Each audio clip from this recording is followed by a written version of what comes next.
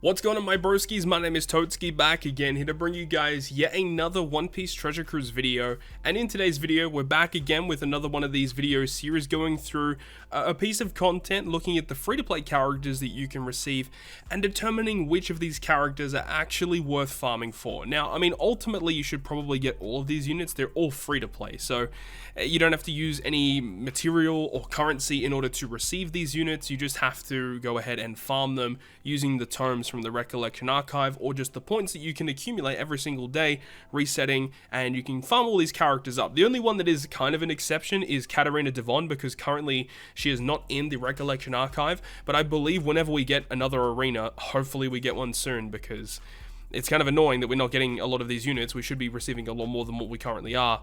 Obviously she's going to be available, and she's actually pretty good too. But let's go ahead and start things off with the first arena unit, Kamazo. Now, he does have an interesting support attaching to Kid, but outside of that, the actual effect itself is just kind of bad. Like, this unit's really not going to see a lot of play, unfortunately.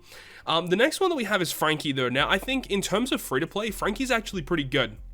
He's one of the really rare free-to-play units that can remove your beneficial effects. And the cool thing about him is that if you used it on a stage before a boss, you can actually move into a boss stage getting a 2x defense down conditional boost from this guy. That is really cool. But I think a lot of the key components as to why this character is used a lot is because of his support effect, attaching to, I think it's Usopp, Robin, and maybe Sanji, I think.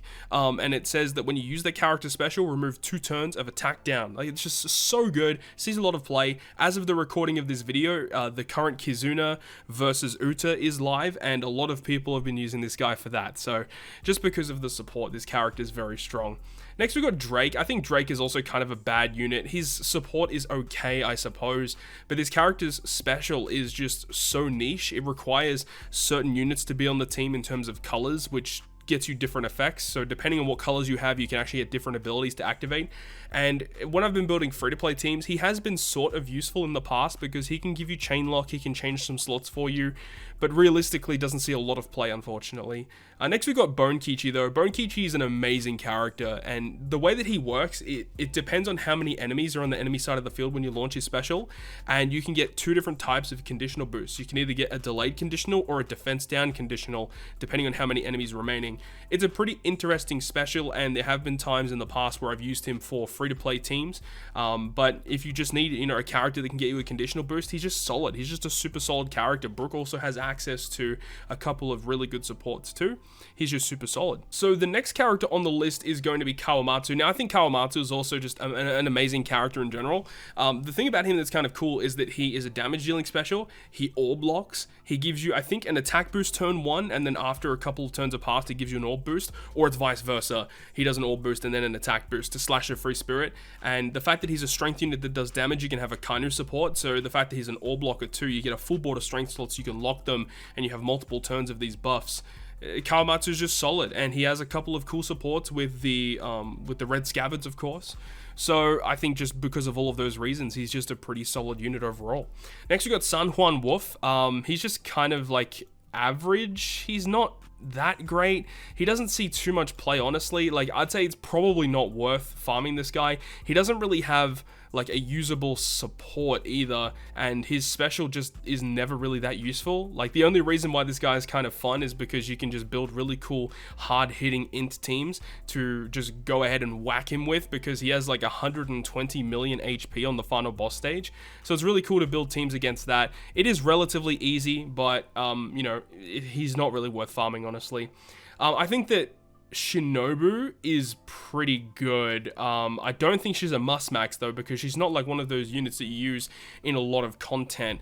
But Shinobu is very solid because, once again, another unit that removes beneficial effects. She does end of turn damage as well, and she's also an attack booster. And with the way that she's built, you can actually launch her special on multiple different stages very quickly. I wouldn't really say that you have to have this unit in order to farm Arena Luffy, but having this unit maxed makes Arena Luffy much easier to beat for stage 4, of course. Then we've got Mihawk. I think also Mihawk is just an amazing character. Like, none of these units I don't think are must-max. Probably Frankie, I would say, might be a must-max just due to the support alone. But then we've got Mihawk. Like, he's great. He gives you resilience removal, defense up removal, chain locking effect, similar to Shinobu in the fact that you can get his special to launch multiple stages very quickly, depending on your team comp, of course. He's a pretty cool character. Mihawk doesn't have, like, amazing supports. He's got a couple of good ones, but he's just okay. He's just solid. And then we've got Ashura Doji, who I think depending on your situation, I think if you're the type of player that doesn't do a lot of summons and your pool of characters that you have to choose from is relatively restricted, I think Ashura Doji is a fantastic character to pick up. Though I must say that Ashura Doji probably is the most difficult arena, if not one of the most difficult arenas in the game right now. You have to build very obscure teams in order to get through it because there's lots of resilience. You need end of turn damage. They believe there's like chain reductions as well. There's just really stupid gimmicks on that quest. But the unit itself is very good because he gets rid of special bind. He's a defense down conditional boost. I can't remember exactly what else he does, but I think he does a base attack boost as well. This guy's super solid, and stage 2 special, being able to get a like 6 turns of special bind removal and 6 turns of threshold, I believe is what else he does. Like those 2 debuffs by 6 in a free-to-play unit and a defense down conditional, very solid unit. Of course, the issue is that his cooldown is very high even at fully max capacity, but sometimes you need that 6 turns of threshold or 6 turns of special bind removal that this guy can give you. And again, it's another red scabbard character that has access to a couple of kind of niche supports, but Ashura Doji is very, very good. Arena Caesar, I think, is also kind of a must-max, might even be an amazing character, again, depending on the type of player that you are. The main reason why I like this guy is because you can use double special activation to wave clear mob stages. He's just kind of, that's the only reason why I actually use this character, to be perfectly honest. Even on like treasure maps where he's not even a point booster, just chuck him on a team, wave clear the first 2 stages, allows you to beat the bosses just a lot faster. So those are the reasons why I think he's just kind of a must-max. Similar to how I rate Zorojiro on the treasure map ranking video, I ranked Zorojiro very, very high just due to that reason, and Caesar's pretty much the same kind of thing. You know, he does give you poison conditional, which is cool, but there are plenty of characters that can do that. We got Arena Crocodile. Now, in all honesty, I actually don't remember what this character does. So I've looked it up on the side here. Crocodile gets rid of blindness and chain coefficient reduction by 7, strongly poisons 1 enemy, and then regular poison to everyone else. Color affinity to int 2 times for 1 turn. If you have an int captain, make all colored slots beneficial to int for 1 turn. This character, I guess, is like kind of good or bad. He's like in this range. He's not amazing. The thing is that like removing blindness and chain reduction by 7, those 2 debuff removals are very niche. So in all honesty, he's not that good, and there's plenty of int color affinity boosters. They're not running out of those characters anytime soon. So he applies poison effects, but he doesn't give you a conditional against them. If he gave you a conditional, then yeah, this character probably would be in the amazing tier, but this guy just basically doesn't see any play. But then we got Luffy next, and like Luffy's really good for a lot of obvious reasons because of his support and his synergies that he has. But the unit itself is very good because he gives you block orb removal, he gives you a damage dealing special, he is a very, very good chain locker. I believe at the last stage of his special, it's a 3.5 times chain lock. He's just great. Like, Luffy's just super solid. He's got a captain ability that is like a rainbow-ish captain, but you probably don't want to use him as a captain anyway. It's a Luffy, right? He's a very, very solid character. We got Queen after that, though. Queen, I'd say, is probably amazing, mainly just due to his support. He's one of the very rare units in the game that, as a support, can remove burn. I believe he removes it by 3 turns, and he attaches to King, Kaido, Jack, characters like that. Very, very solid unit overall. He gives you a conditional boost, but he doesn't actually apply the condition for the conditional boost, unfortunately. I believe it's a defense down conditional, and I think it's actually 2.25, but you need to run someone else to reduce the defense. So that is unfortunate for this character. Overall, just mainly useful as a support, but aside from that, doesn't see too much play. Again, I think Hawkins is kind of amazing because he has access to increased damage taken, which is interesting because not many free-to-play characters can do that. And he also does end of turn damage, so he's just a really nice resilience remover. I guess you can use him as like a pseudo-resilience remover.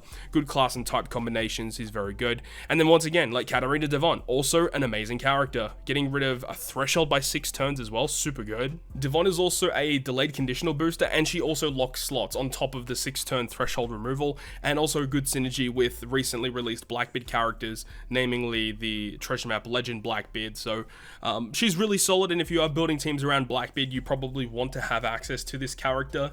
But unfortunately, a lot of these characters don't have like amazing supports, but there are obvious ones that stand out. I think Mihawk actually has a good support as well. I think he gets rid of resilience, burn removal with Queen, this guy removing attack down, all very nice. I think this Drake actually attaches to, I think, strength powerhouse units, and he gives you a rainbow color affinity when you reach the final stage with his effect. You've got Kamazo, which only attaches to Kid, unfortunately, but also provides color affinity buffs.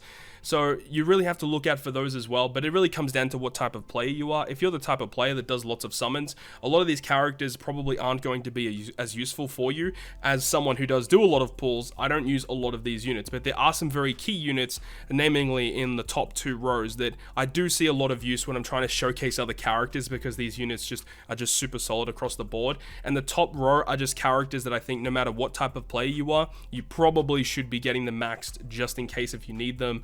I mean, I'd say probably Shinobu might be the best of these ones just because of her uniqueness, and not many characters can do specifically what she does. But with all that being said, that is going to wrap it up for me in terms of the best arena characters in Treasure Cruise. Hopefully you guys enjoyed the video, and if you guys did enjoy it, make sure to go ahead and leave a like. And if you want to stay up to date with all the content that I post, including more One Piece Treasure Cruise content, make sure to hit the subscribe button down below. But on that, guys, I will see you guys within the next video.